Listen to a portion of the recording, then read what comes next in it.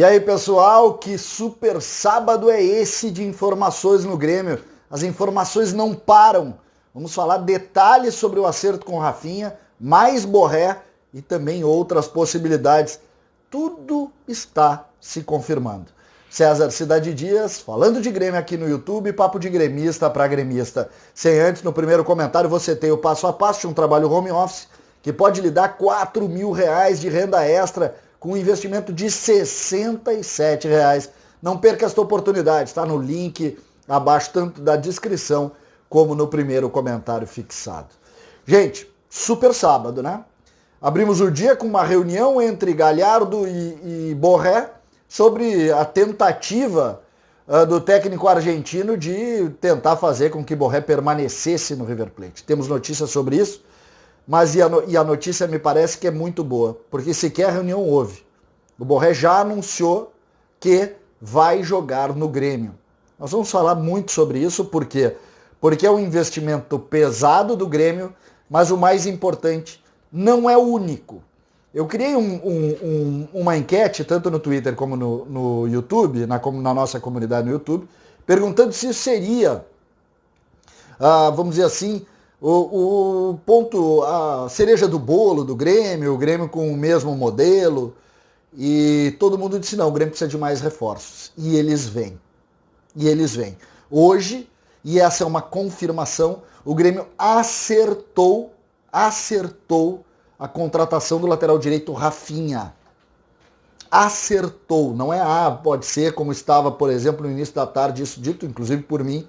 Não, eu consegui confirmar e o Grêmio acertou até dezembro a contratação de Rafinha. O Grêmio então agrega Borré e Rafinha ao time principal. Borré e Rafinha. E aí vai se perguntar, o que se tem além disso, César? Se tem muita coisa. E o nome, e hoje eu consegui descobrir, indo atrás da notícia do Rafinha, que o nome é Douglas Costa. E o problema do Douglas Costa, ele é um problema que ele começa na questão dos outros clubes. A proposta do Grêmio e Douglas Costa, ela fechou. Só que existem dois entraves. O primeiro deles, a parte física do Douglas Costa. No ano passado, o Douglas Costa ficou 200 dias sem atuar. O que para o Grêmio é um risco alto em razão do tamanho do investimento que o Grêmio se propõe a fazer com o Douglas Costa. Então esse é o primeiro ponto. Segundo ponto, algumas burocracias que dizem respeito às liberações para a Juventus e também para o Bayern de Munique.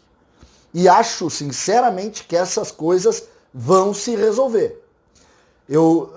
Em determinado momento, se teve a ideia de que Douglas Costa não viria sob nenhuma hipótese, tal, e realmente o salário é gigante.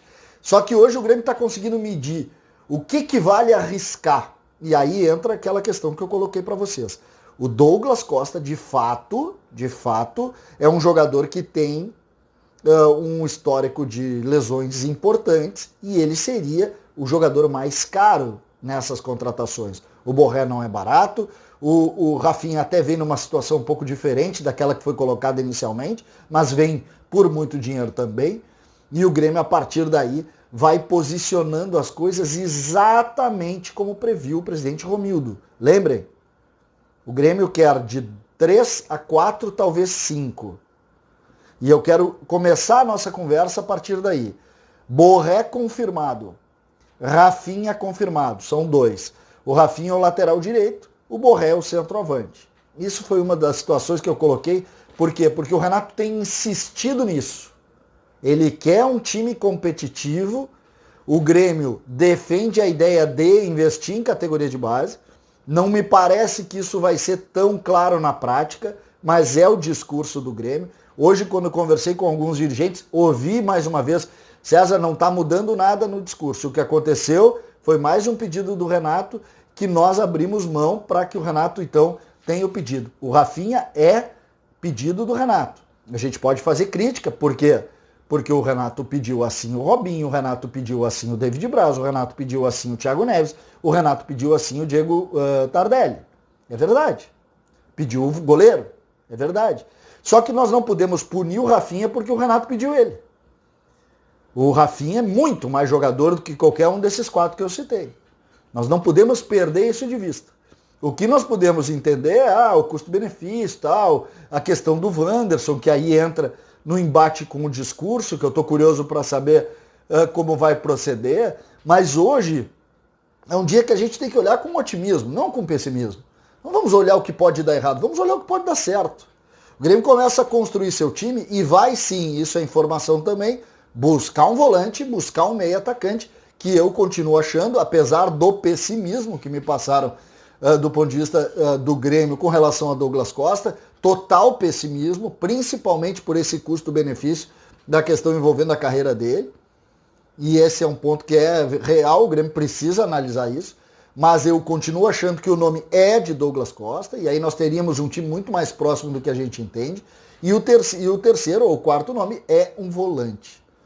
Eu busquei alguns nomes, mas eu nem vou colocar aqui, porque não me parece importante a gente especular algum nome. Esses 3 que eu citei são nomes certos.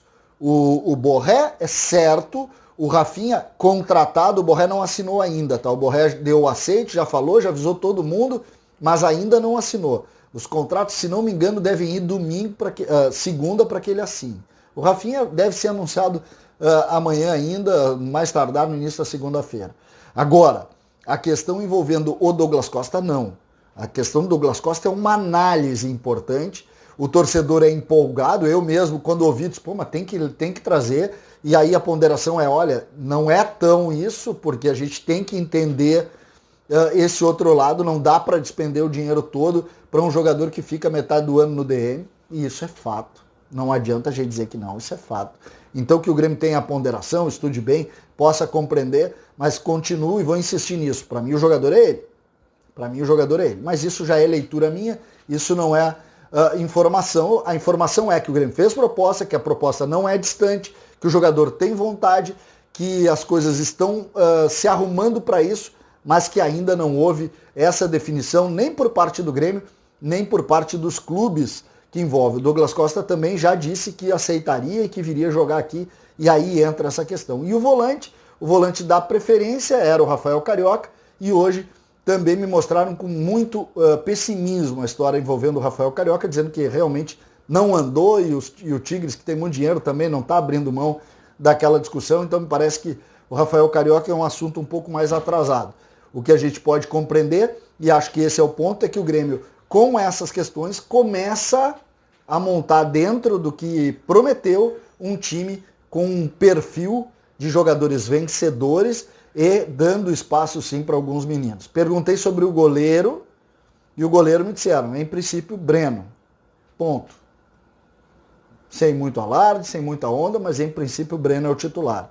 O Grêmio não acredita que vai conseguir liberar os 6 jogadores que quer liberar.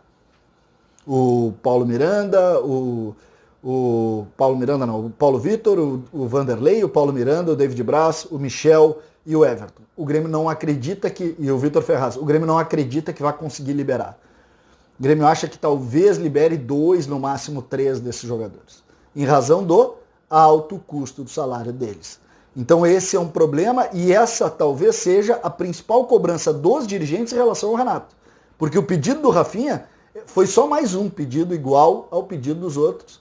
O que eu não quero é que o Rafinha seja punido pela incompetência do Renato em não ter conseguido gerir as indicações dele. Porque eu não vou dizer aqui que o David Braz é bom, eu não vou dizer que o Vanderlei é bom, eu não vou dizer que o Vitor Ferraz é bom, eu não vou dizer que o Everton é bom. Todos foram pedidos pelo Renato, então eu não vou sair aqui defendendo o Renato, pelo contrário. O Renato tem toda a parcela de culpa, assim como a direção que aceitou todos esses jogadores também tem parcela de culpa.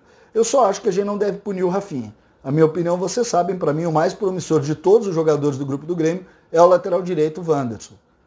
Mas o Grêmio fez a opção por até o final do ano ter um jogador experiente, construtor de times, jogador vitorioso, jogador campeão de Champions League e que chega aqui também para agregar essa qualidade. O Grêmio ficaria dentro dessa linha que a gente está montando hoje com o time, com o Breno da base, Matheus Henrique da base e também o Ferreira. 3 jogadores da base, todos os outros compostos por jogadores mais cascudos e muitos com vinculação aqui, como o Jeromel, o Kahneman e o Michael, mas essa seria basicamente o time com Breno, com o Rafinha, Jeromel, Kahneman e na lateral esquerda o Diogo Barbosa, o meio-campo com o Matheus Henrique, Michael e Pinares, Alisson na direita, Borré na frente, o Diego Souza viraria a opção do Borré e no lado esquerdo lá a figura do Ferreira. Essa é a ideia e o conceito de time que todos estão pensando, agregando um volante para ser titular e mais o jogador que eu acredito que ainda possa ser o Douglas Costa, apesar do pessimismo do Grêmio,